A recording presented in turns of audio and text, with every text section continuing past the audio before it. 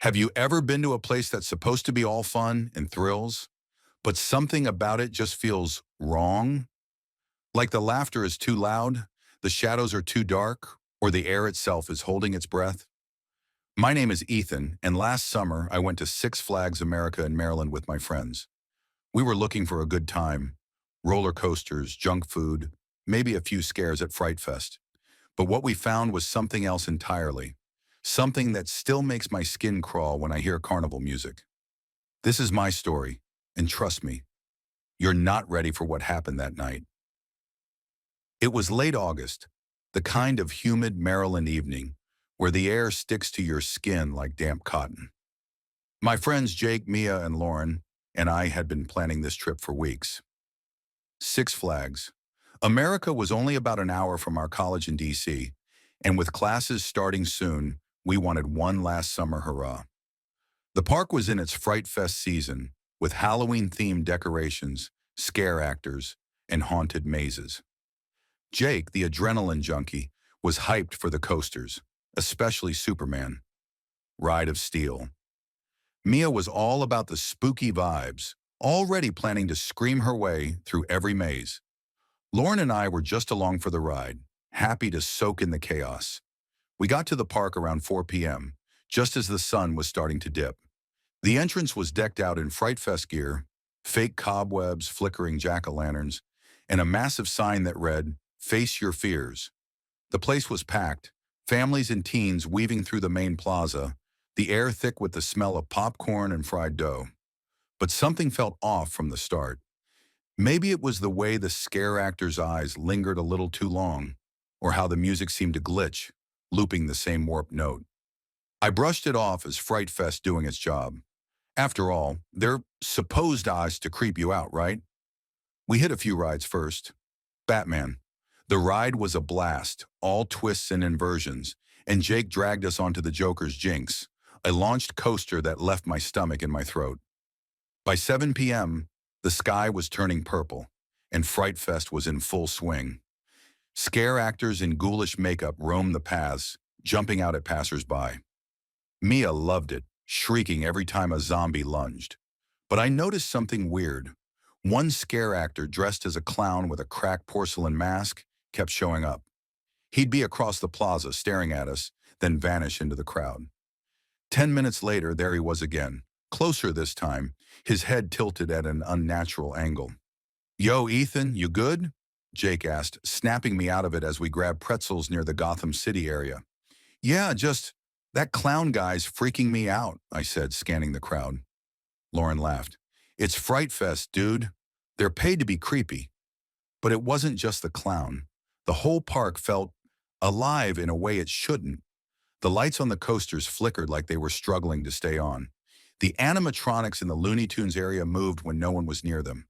And every now and then, I'd catch a whiff of something rancid, like rotting meat, cutting through the sugary scent of cotton candy. By 9 p.m., we decided to hit one of the haunted mazes, a new one called the Forgotten Midway. The sign described it as an abandoned carnival where the rides never stop and the performers never leave. Mia was practically bouncing with excitement. The line was short, maybe too short for a new attraction, and a bored-looking employee waved us in. The maze was set up in a corner of the park near the Wild One, an old wooden coaster that rattled like it might collapse. The entrance was a rusted archway draped in torn circus tents, and the air inside was cold, way colder than it should have been. The maze started off standard: strobe lights, fog machines, and actors popping out with fake chainsaws. But as we went deeper, things got weird. The props looked too real: rusted ride parts, shattered mirrors, costumes that seemed stained with actual blood. The actors didn't just jump out. They whispered things as we passed. Too quiet to make out, but enough to raise the hairs on my neck. At one point, I swear I saw that clown again, standing motionless at the end of a hallway, his mask glowing faintly under a black light. "Dude, this is intense," Jake whispered, his usual bravado fading. Mia gripped my arm. "Did you hear that? It sounded like crying." I listened, and she was right. Beneath the canned screams and music, there was a soft, rhythmic sobbing, like a child lost in the dark. We kept moving, but the maze seemed to stretch on forever, looping in ways that didn't make sense. The walls were covered in graffiti, phrases like, "They're still here," and "Don't ride the carousel." My phone, which had been at 80% battery, died without warning. Lauren's did too. Finally, we reached a room that looked like the center of an old carnival. A broken carousel sat in the middle, its horses frozen mid-gallop, their painted eyes chipped and peeling. The sobbing was louder now, coming from somewhere inside the room. There was no actor, no obvious source, just the sound echoing off the walls. Then the carousel twitched, just a slight jerk, like it was trying to start. We all froze, staring at it. "Okay, nope, I'm done," Lauren said, her voice shaking. She turned to leave, but the exit was gone. The doorway we'd come through was just a blank wall now, covered in more graffiti. "You can't leave the Midway?" "What the hell?" Jake banged on the wall, but it was solid. My heart was pounding so hard I could feel it in my throat. Mia started hyperventilating, and I grabbed her hand, trying to stay calm. "Guys, we need to find another way out," I said, though I had no idea where to start. The sobbing stopped, replaced by a low hum, like machinery waking up. The carousel twitched again, and this time it started to turn. Slowly at first, then faster, the horses bobbing up and down. The lights in the room dimmed, and shadows moved across the walls, shapes that didn't match anything in the room. That's when I saw him again, the clown. He was standing on the carousel, balanced on one of the horses, his mask glowing brighter now, almost pulsing. He didn't move, didn't speak, just stared at us as the carousel spun faster. Then he raised a hand and pointed, "At me." "Run!" I shouted, and we bolted toward the only other doorway, a narrow tunnel lined with mirrors. The reflections didn't show us. They showed other people, pale and hollow-eyed, their mouths open in silent screams. The sobbing started again, louder, and I realized it wasn't a child. It was coming from the mirrors, from the faces trapped inside. We stumbled through the tunnel, the walls closing in, until we finally spilled out into the open air. We were back in the park, near the Wild One, the maze's exit archway behind us. The normal sounds of Six Flags, screams, laughter, coaster roars, flooded back, but they felt wrong, like a recording played too loud. My phone was back on, showing 11 p.m., even though we'd only been in the maze for maybe 20 minutes. None of us spoke. We just walked, fast, toward the main gate.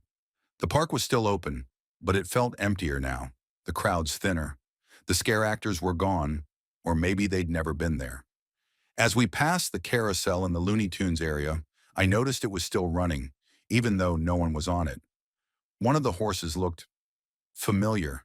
Its paint was chipped, just like the ones in the maze. We made it to the parking lot and piled into Jake's car. No one said a word until we were halfway back to DC. "What the hell was that?" Mia finally whispered. "I don't know," I said, staring out the window, "but I'm never going back." When I got home, I couldn't sleep. I kept hearing that sobbing, seeing that clown's glowing mask. I tried to look up the Forgotten Midway online, but there was nothing. No mention of it on the Six Flags website, no reviews, no ads. It was like it didn't exist. But I did find something else. An old article from the 1980s, back when the park was called Wild World. It mentioned a carnival-themed attraction that had been shut down after incidents involving missing guests. The details were vague, but one line stuck with me. Witnesses reported hearing crying and seeing figures that weren't part of the show. A few days later, I called Six Flags to ask about the maze. The employee sounded confused, saying there was no attraction called the Forgotten Midway this season. I described the clown, the carousel, the mirrors. There was a long pause, and then she said, "Sir, we don't have any clowns in our Fright Fest lineup this year." I haven't told many people this story. Jake, Mia, and Lauren don't talk about it either. We made a pact to pretend it never happened. But sometimes, late at night, I hear that carousel music in my head. And last week, I got an email from an unknown address. No subject, no text, just a single attachment. A blurry photo of me standing in front of a carousel with a glowing porcelain mask in the background. That's my story, and I still don't know what to make of it. Was it just Fright Fest playing tricks on us? Or was there something else in that maze? Something that's been at Six Flags America for a lot longer than any of us realize. If you've ever been to Six Flags or if you've had a creepy experience at a theme park, drop it in the comments below. I want to know I'm not alone in this. And if you've ever heard of the Forgotten Midway, please tell me what you know. Hit that like button if this story gave you chills and subscribe for more true horror stories every week. Until next time, stay safe and maybe think twice before you step into the shadows of a carnival.